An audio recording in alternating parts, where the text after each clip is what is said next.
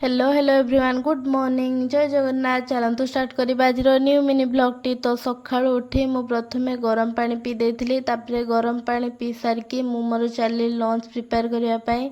Lunch रे मु आज बनई भात ता सहित मुग डाली आउ बोईतालु सागर भजा।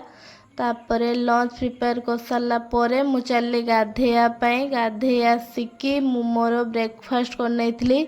ब्रेकफास्ट रे मु खाई मुढ़ी ता सहित काकुड़ी टमाटो गाजर आउ गजा बुट पकईकी जहाँकि बहुत ही बढ़िया लगुला। ब्रेकफास्ट कर सारिकी रेडी होगी मु चली ऑफिस आसला बेलू बहुत जोरे भोक लगुला।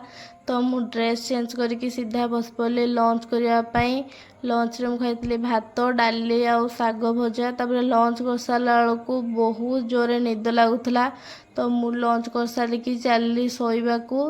आज मु डिनर रे खाई बीटरूट पक्का पिंकी पिंकी रुटी सहित डाली जार कॉम्बिनेशन पूरा वाव थिला।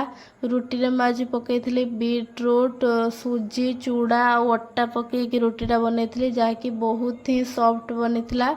तो मोर डिनर कर सारिकी चली शोइबाकू। देखा हम नेक्स्ट मिनी ब्लॉग रे। आज मिनी ब्लॉगटी जदि आपण मानक पसंद आछि तो जिबा पूर्व please please please like share subscribe करके जातु। तो रही जय जगन्नाथ। देखा हम नेक्स्ट मिनी ब्लॉग रे।